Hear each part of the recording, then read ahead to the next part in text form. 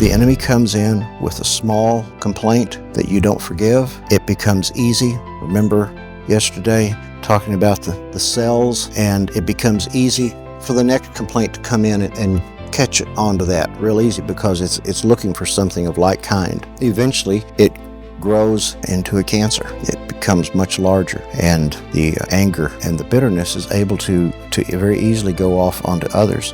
Satan has a topos now. He's got a topos. And when he's got that topos in our souls, it's easy for him to continue to add more and more and more, and then for it to begin to spill out into other people. Then correctly pointed out, the enemy lives in deception. Why is it so easy for us to receive these accusations against people?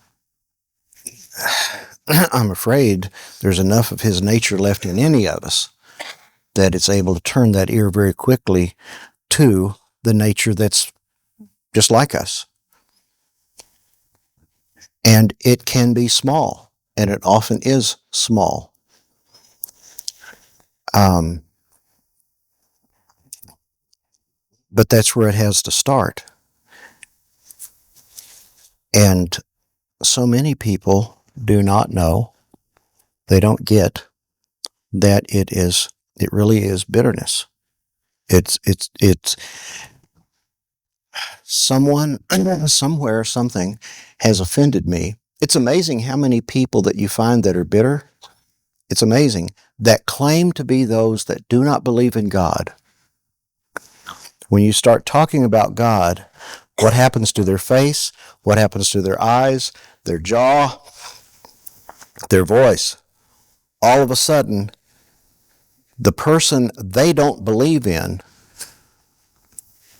they are preaching sermons about how much they hate him. Where'd that come from? Because they know that he's real. And they have listened to the enemy blame God. Either way, it's bitterness. They have got unforgiveness against somebody. They pass it on to God even when they claim they do not believe. And in those of us that do believe, the enemy will start out, all he needs is a little foothold of unforgiveness. That's all he needs. If he's got that, it's going to grow. It's in Hebrews, I think. The root of bitterness, is that Hebrews? Why would he say root? This takes us to your reading assignment last night, didn't it? I mean, when a plant gets going, you do not see the stalk at first. Invariably, the plant is going to be doing what? Putting down root. If you didn't understand when Jesus said of the second soil, they immediately spring up because they had no depth of soil. What's that talking about?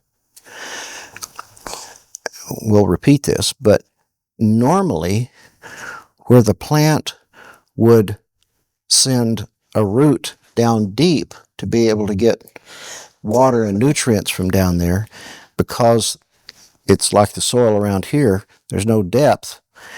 The energy that would normally go down into putting a root goes where?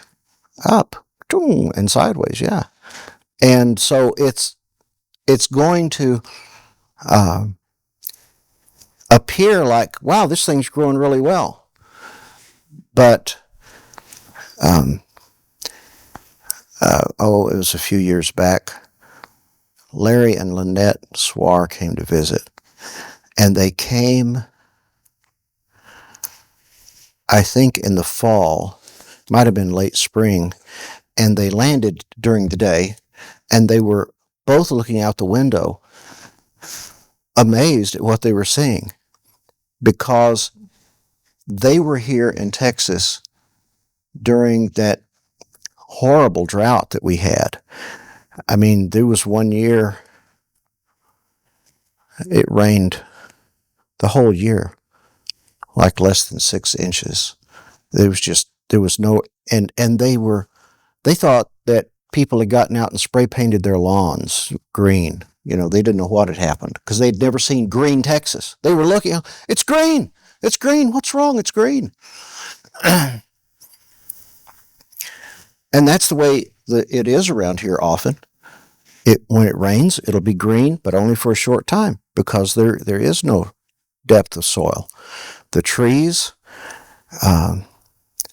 have to send their roots, and if you, like over behind the dorm when they first dug out, that was partially dug out before, but they dug out more, and you could see layers of green and brown. It'd be rock, green, brown, rock, green, and that was the roots of the trees that had grown down and found fissures in the limestone, and they grow sideways.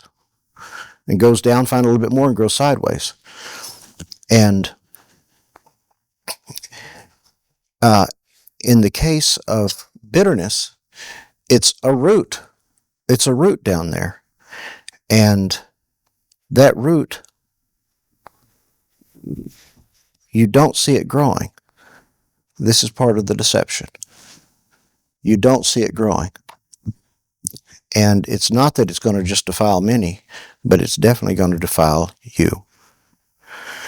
I think this is one of the things, again, people outside, this is why they need prayer.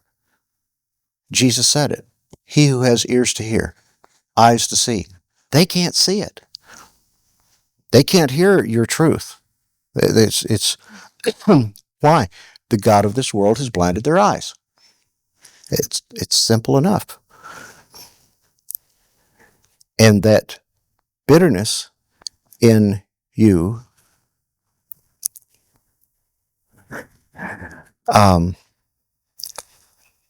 will begin to grow. It becomes real easy to, once you're bitter at one person, to be bitter at somebody else. And yeah, eventually it goes toward God. But that bitterness that's there, which we rarely recognize it. We are righteous in our complaint. It's the way that it is. You know you are.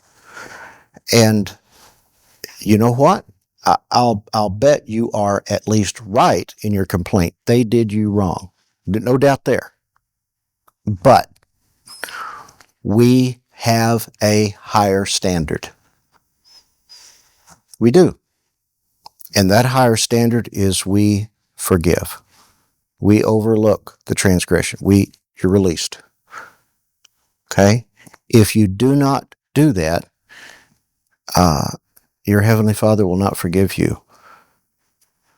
Whew. Now that's scary. And so the enemy comes in with a small complaint that you don't forgive. It becomes easy. Remember yesterday talking about the cells, and it becomes easy for the next complaint to come in and catch onto that real easy because it's looking for something of like kind. Eventually, it grows into a cancer. It becomes much larger, and the anger and the bitterness is able to very easily go off onto others. Satan has a topos now. He's got a topos. And when he's got that topos in our souls, it's easy for him to continue to add more and more and more, and then for it to begin to spill out into other people. Because now it becomes in part of the abundance of our heart, and out it comes. I find it interesting that the counseling book, after introducing the author and who he's writing to, immediately goes after bitterness. Count it all joy, my brethren. Exactly the opposite. Count it all joy when somebody does you wrong. Count it all joy when someone kicks your teeth in. Count it all joy when somebody's stealing. Count it all joy when they're talking bad about you. Exactly the opposite of what our natural inclination would lead us to do. Knowing that, whoa, wait, how do I know that? Oh, I usually don't, but I need to. How would I? Meditation. Knowing that the testing of my faith produces endurance. Endurance? I don't care anything about endurance. I'm just trying to get through life. That means you need endurance. Endurance. Let endurance have its perfect result, that you may be perfect and complete, lacking in nothing. But if any of you lacks wisdom, well, any of you lacks wisdom, I'll bet. Let him ask of God, who gives to all men generously and without reproach, and it will be given to him. But let him ask in faith. In other words, not bitterness against God. Let him ask in faith. For let that man expect that he will receive anything from the Lord, being a double-minded man, happy on one side, bitter on the other. Being a double-minded man, unstable in all his ways. Yeah, all of this is the way the enemy works. It brings about instability in us. And with all of us, everybody here today, you can easily say, hey, there's something wrong. No, there's no doubt about it. There's something wrong. With me, there's a storm passing by, and it's not in my brain. Well, I guess it is. It really is. There's a storm passing by, and I knew it when I woke up this morning. I thought, hey, I feel pretty good. Ooh, what's going on? And you look at the weather report, and there's a storm coming by. With others, I don't know, maybe some rotten sibling did something. Maybe your terrible parents, or maybe it's just one terrible parent. We don't want to leave out your roommates. And whatever it may be, or bronchitis. That's right. Amen. Amen. Oklahoma bronchitis. You didn't get it here in Texas. Different kind. You've gone over to Texas now? You've gone to Texas bronchitis now, not Oklahoman? Okay, good. See, you see what happened? He got the bitter bronchitis from Oklahoma, and one thing led to another. Now he's got Texas bronchitis.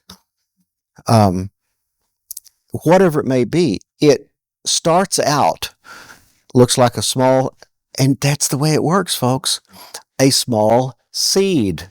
Now we're back again to your reading assignment from last night. And it starts out small. I love that saying. Remember, the largest, mightiest oak was once a little nut that stood its ground. And I think that's pretty good for those of us that are a little unstable at times. To go to California, if you can handle it, but to see the sequoias. You didn't live that far from them, did you, Adam? No. Yeah. Yeah. 2 hours. Have you ever seen those things? You ain't kidding. I mean, these things are the size of houses. Big houses. How tall are they? I mean, some of them get super wide too. That's what I'm talking about, is the width. I mean, you see the pictures of the car driving through. You're not kidding. I mean, this is a tree. Some of the bases I would say would be like from me to the wall right there, just like this big circle. Yeah. And some of them, it's amazing too that they're the fires come through. The fires come through, right? And the bark has like a fire retardant on it, but the inside of it doesn't.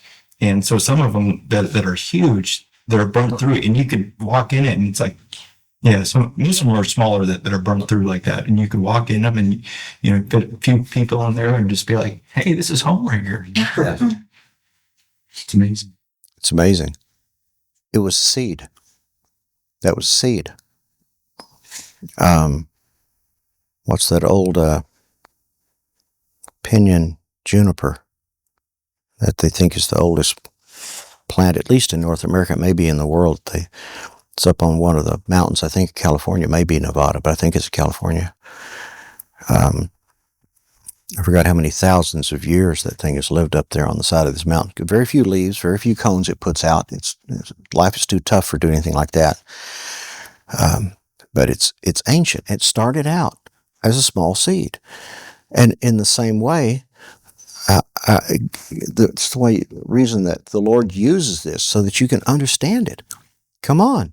In your own life, good or evil is going to start out with the planting of a seed. And it can be the tiniest one, the mustard seed. Small, and yet the birds come and nest in it. Yeah.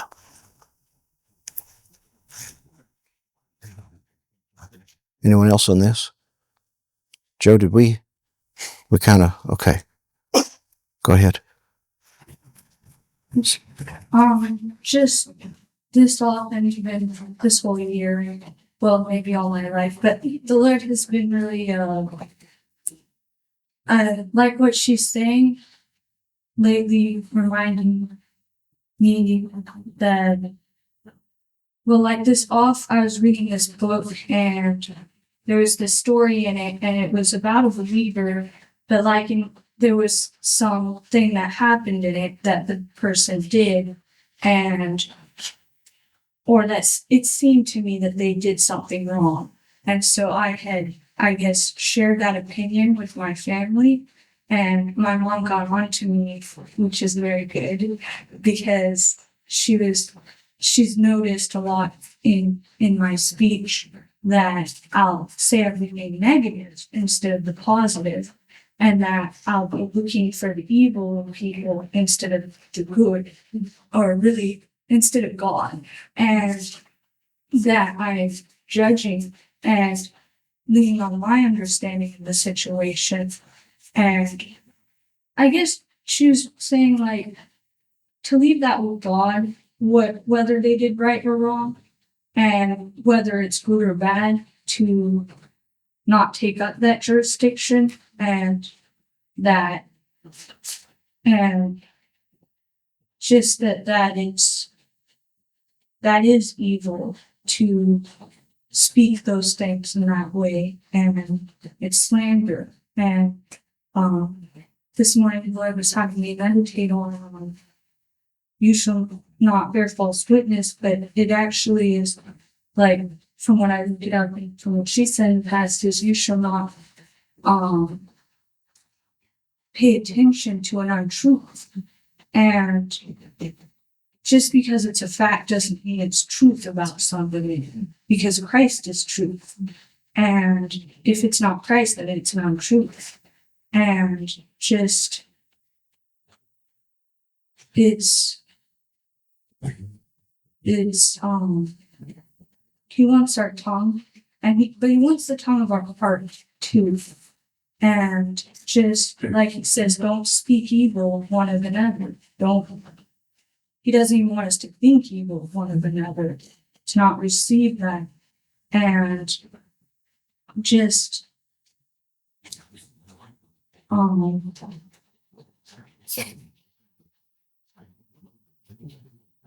in Corey Ten Boom, in the story of the hiding place, you see the Lord and Betsy, just like it was somewhere where they were in prison, and somehow Betsy got a message to Corey, and the message was God is good. It's just like, that's what she was magnifying, is who she was magnifying, the situation. And just like we were saying about James, in the book of James, it's neat. If any of you lack wisdom, let him ask of God. Well, he says later that if you have bitter envy, and that has to do with bitterness, and strife in your hearts, glory not and lie not against the truth. This wisdom does not come from above, but is earthly, sensual, devilish. That's bitterness. But the wisdom that is from above, and there's humility in that, from above. There's even judging. That's your wisdom. That's not the wisdom from above when you're judging other people. It's the wisdom from above. And the wisdom that is from above is first pure. And like you're saying, you can't see God when you're bitter. The pure in heart see God, and peaceable. There's not that strife. And gentle. God is soft with other people, with us. And easy to be treated, full of mercy and good fruits, without partiality and without hypocrisy.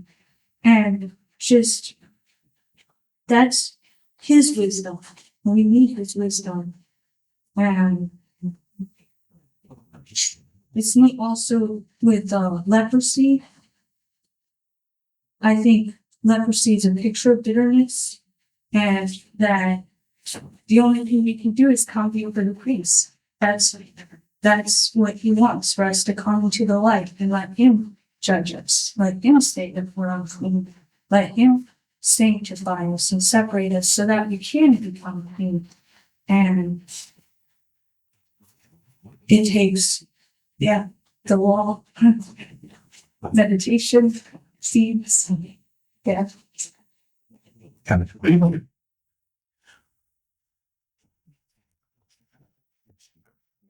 I would have another verse too, if it's okay to share. Go ahead. I'll shut up. Did you want to say I was- that?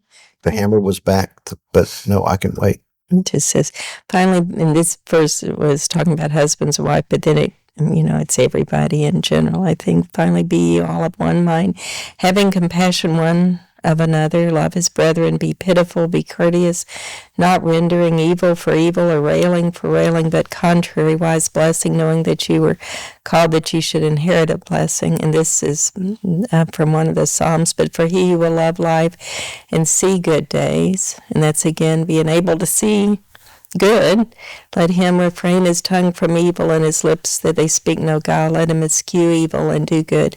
Let him seek peace and ensue it. For the eyes of the Lord are over the righteous, and his ear is open to their prayer. But the face of the Lord is against them that do evil. And it's back to the Romans. We become a slave to who we give our ear to, listening up under, and it may be just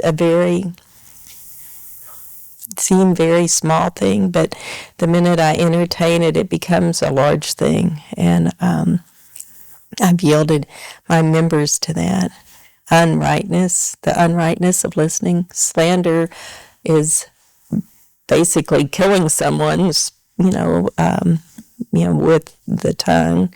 And if just speaking, entertaining that, it's going to come out of our heart. I just had such a sense, the Lord speaking, and he brought to mind, one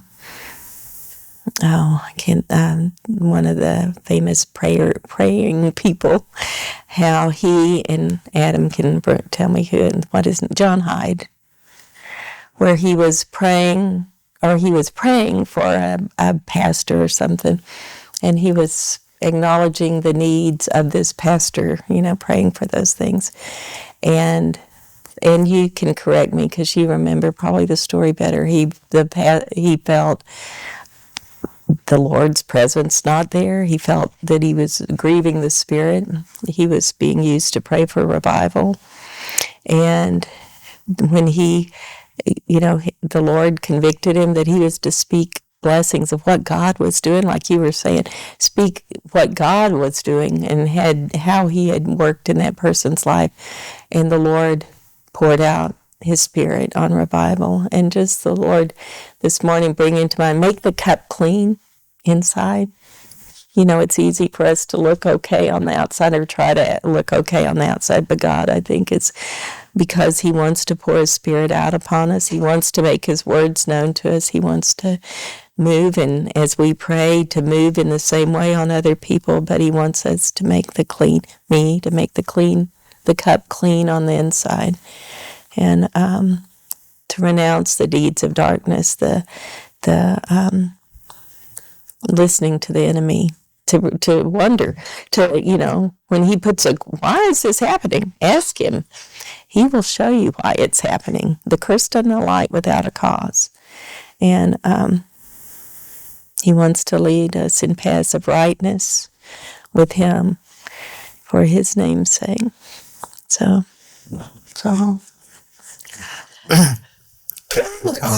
This is on what she was saying, and then to go back to something else, but they're both very much related. What was going on with his prayer? And you've heard these prayers, you maybe even pray them like this, but here's the way it works.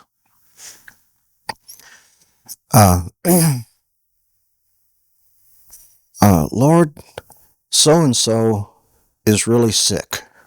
They've got cancer from one end of their body to the other, and it's growing fast, God. It's really doing bad.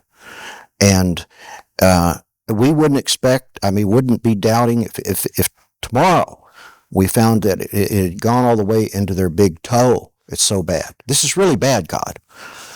Heal them. What did you just do? It's time for you to pray at the prayer meeting. Father, you know that brother so-and-so, even though he's a deacon, is full of evil. Ain't you? He wants green carpet. And there ain't never been green carpet in First Church. Never. Brother so-and-so. He's evil, God. You've got to do something about him. So strike him. Help him to see the evil of his way. What are we doing? I'm telling you, it's what we're doing. You don't need to, I promise you, you don't need to remind God that the person is sick. You don't need to remind God that Deacon so-and-so is evil. You may be wrong in that, which brings me to my other point, is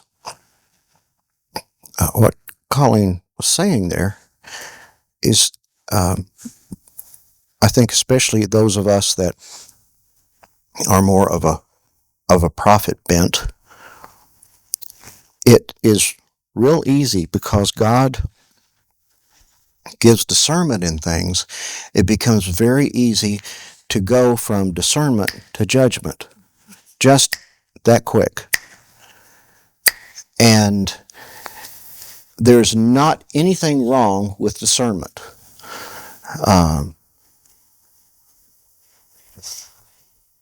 Micah has bronchitis from Oklahoma. Why? Because Oklahoma is evil and Micah is evil. And, I immediately went from a fact, he has bronchitis, to judgment. Okay? And notice how it spread from Oklahoma down specifically, the root of bitterness. It's amazing. Once you get started on that, it is like a fire. Behold how great a forest is set aflame by such a small fire. And the tongue is a fire. The very world of what I'm already holding in the belief system of my heart. Judgment against other people.